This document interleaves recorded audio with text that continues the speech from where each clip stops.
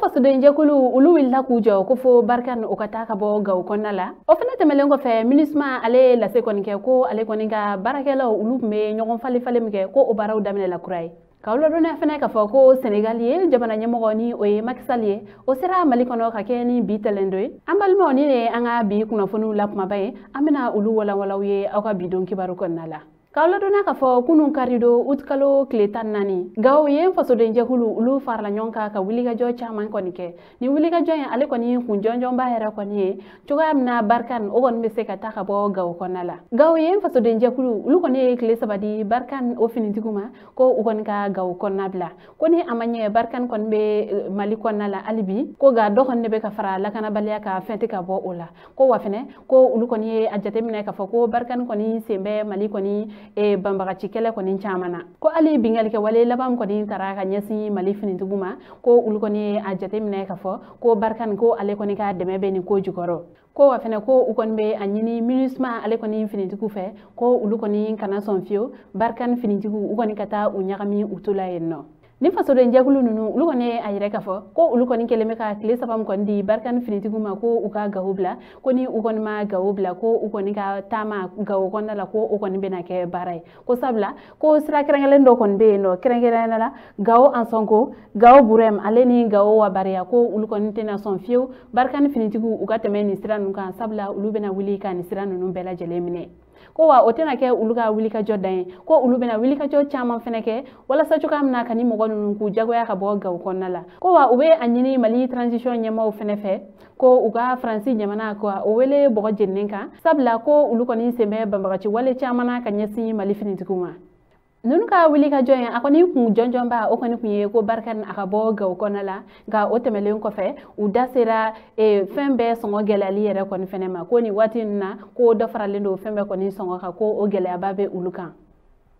wa o yere fene ko fe ko gaw ansongo ko o sira tiene do ko mali jamana nyemo ko kon ka u haglito ala kaseka o sira en kon ingla ko o fena temelen ko fe ko ulu koni ka reseau ko ulu koni te son fosma ko ulu koni tegelendo ka bo jamana towla koni kunye gawo faso de jakulu ulu ka karidon wili ka jo gaw konala o kun jonjonye kibara ware mambulo kada kuloka o de sibrido utkalo kletan saba minisma ale sabenke ka yire ka fo ko ani mali jamana nyemo ko ubenala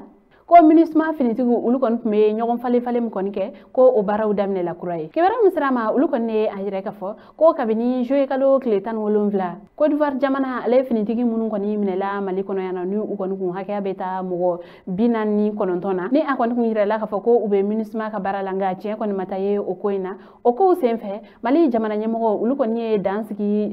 yelema sugubela ko ministre barakela munun kon be no ni ulu me to ka nyogon fale wakati ni do kon nana ni ulu koni kalu dama doya doke ulu koni beta doyero kumena ulu koni kunye fusiri o ko dana ko fo nye kasoro finitigi ko nunuma o kumu konala fo ka ben koni nana soro ko la o kama ministre finitigu ulu koni ka nyogon fale o koni damne la kurai wa ka wala dona fene ka fa ko d'Ivoire jamana ale ka o finitigi munun koni inflenie ko u koni ka konya koni tora kriblon tigila mogoma ko ambe wati mne ko sisan ko nunun koni bela jelen koni duna kasula mal jamana kono kibara wara mambulo kada kuloga ore Senegal ka uluka jamana nyamogo Macky Sall o kan sera mali kono bi tenendo ina utkalo kletanzuru kibara musera ma ulu kone ahire ka fo ko mali jamana nyamogo aleni ministre des affaires étrangères aleni mali jamana ma ba chama ulu kone willani kata Macky Sall kata ale kone kumbe mali panguru subala ni oye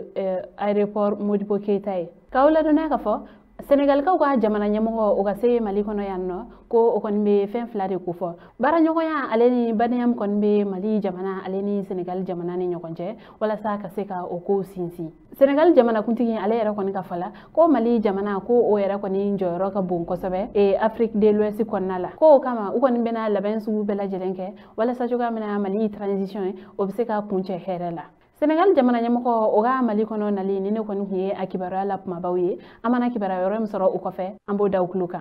kuna fani kunchela kibara wara mambolo kada ukluka ore mali premier ministre Dr Choguel Kogala Maïga ale ka kene atigila moko ulukoni ayire ka fako akanga ta sekena fie bola kibara musrama ulukoni ayire ka fo sibrido utukalo kletan saba sebeno koni mbora mali jamana nyamako ulukoni ka kuna fundi sira do fe kerengere ne ala primature ale yere koni kuna fundi sira k'a yɛrɛ k'a fɔ ko Dr Choguel Kogala Mayiga a kɔni ka kɛnɛya lakɔlɔsibaga ko o kɔni a jateminɛ k'a fɔ ko a kɔni sɛgɛnnen don kosɛbɛ ko a ka kan a ka waatinin kɔni kɛ